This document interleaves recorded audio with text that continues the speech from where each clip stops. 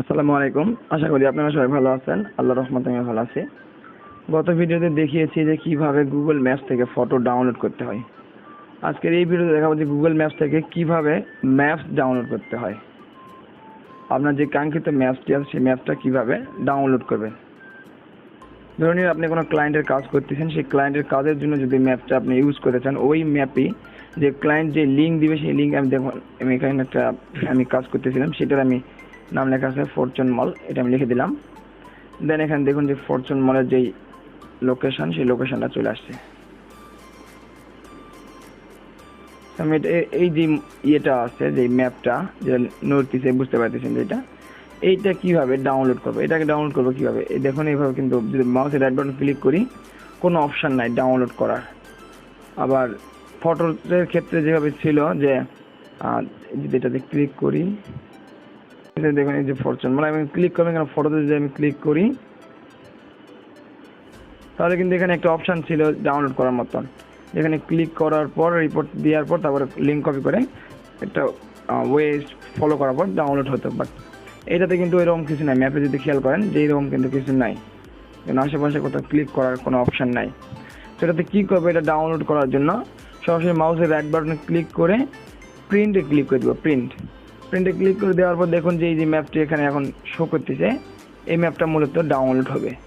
এখন এখানে দেখুন যে এই ম্যাপটা যদি আপনি আগে নিচে করে নিতে চান, যে হয়তো বা এই সাইডে একটু নিব না, ডান সাইডে নিব না, বাম সাইডে নিব, তাহলে বাম দিকে এইটা অ্যারো দিয়ে অ্যারোর উপরে ক্লিক করে করে নিয়ে যেতে হবে। উপরে চাইলে উপরে, নিচে চাইলে নিচে, ডানে চাইলে ডানে, বামে চাইলে বামে, এইভাবে নিতে হবে। নেওয়ার পর মানে জুম করতে চান তাহলে প্লাস আর মাইনাস, জুম ইন বা জুম আউট এই বিষয়টা অবশ্যই বুঝতে পারবেন। মাইনাসে ক্লিক করলে জুম আউট হয়ে যাবে এবং প্লাসে ক্লিক করলে জুম ইন হবে, মানে বড় হবে এবং ছোট হবে।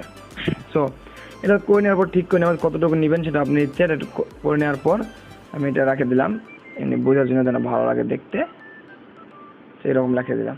দেওয়ার পর এখানে প্রিন্টে ক্লিক করে দিব। প্রিন্টে ক্লিক করে দেওয়ার পর এটা নর্মালি পোর্ট্রেট থাকবে, ল্যান্ডস্কেপে ক্লিক করে দেবেন। শুধু ল্যান্ডস্কেপে সিলেক্ট করার পর যা আছে তাই রেখে দিব। দেওয়ার পর সেভ বাটনে ক্লিক করে সেভ করে নিব। তারপর লোকেশনটা সিলেক্ট করে দিয়ে আমি সেভ দিব। এটা আমার মেবি সেভ হয়ে গেছে। আমি একটা নতুন, এখন দেখুন এটা পিডিএফ ডাউনলোড হয়েছে। যদি আমি ডাউনলোডে যাই, এই যেটাকে আমার পিডিএফ, এটা ওপেন করতেছি। আমার যে কাঙ্ক্ষিত ম্যাপটি আছে সেটা কিন্তু ডাউনলোড হয়ে গেছে। তার সঙ্গে অনেক কিছু ডাউনলোড হয়ে গেছে যেটা আমার দরকার নাই। তারপর ডাউনলোড কোনো ব্যাপার নাই, এগুলো আমি কাটে ফেলে দিব।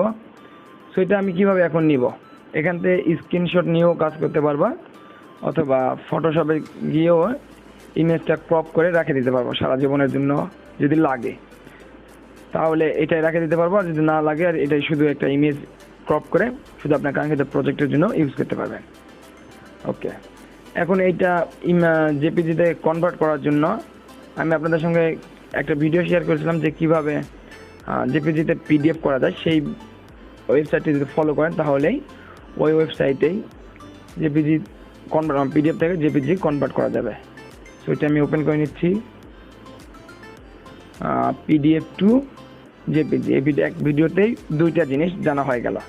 তো দেখুন যেখানে পিডিএফ টু জেপিজিতে সিলেক্ট করে নেওয়ার পর আপলোড ফাইল, আমার লোকেশানে আমি ক্লিক করব। লোকেশানে ক্লিক করার পর ম্যাপটা আমি এখানে আপলোড দিয়ে দেব।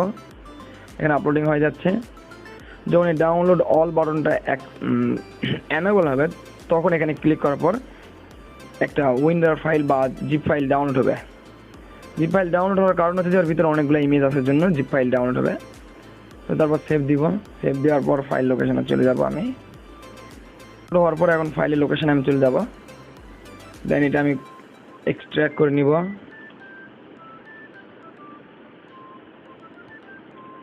তারপর দেখবো যে ইমেজগুলো অলরেডি এখানে হয়ে গেছে।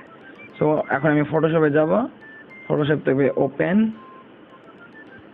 ওপেন থেকে পিডিএফটা চলে আসছে, ভুল সিলেক্ট করছি, আমি ক্লোজ করে দিলাম। তারপর ওপেন থেকে যেখানে আমার ইমেজগুলো আছে ইমেজটা সিলেক্ট করে ওপেন। এখন যদি আপনার কোনো সাইজ থাকে যে ওই সাইজে ম্যাপটা কনভার্ট করে নেবেন, দেন ওই সাইজ আগে সিলেক্ট করে নিউ একটা আর্টবোর্ড ক্রিয়েট করে দেন ওখানে ম্যাপটা নিয়ে আসে ক্রপ করলে হবে। এখন এখানে নিয়ে আসার পর সি বাটনে ক্লিক করে দেবো। দেওয়ার পর এটা ক্রপ করে নেবে এখন এখান থেকে।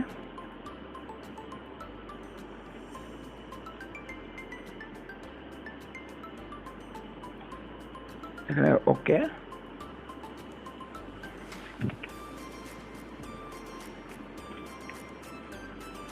দেখুন আমাদের কিন্তু কাঙ্ক্ষিত যে লোকেশনটা বা ম্যাপটা আছে সেই ম্যাপটা কিন্তু জেপিজিতে এখন কনভার্ট করতে পারবে। ফটোশপে ক্রপ করার পর এখন আপনি ফটোশপে হোক বা এক্সিতে হোক, যেখানে আপনি ইউআই ডিজাইন করবেন সেখানে আপনার কাঙ্ক্ষিত প্রজেক্টের জন্য এই ম্যাপটি ইউজ করতে পারবেন। ওকে, আজকের ভিডিওটি এতটুকুই। যদি ভিডিওটি ভালো লেগে থাকে অবশ্যই ভিডিওতে লাইক করবেন, কমেন্ট করবেন এবং চ্যানেলটি থাকার জন্য চ্যানেলটি অবশ্যই সাবস্ক্রাইব করবেন।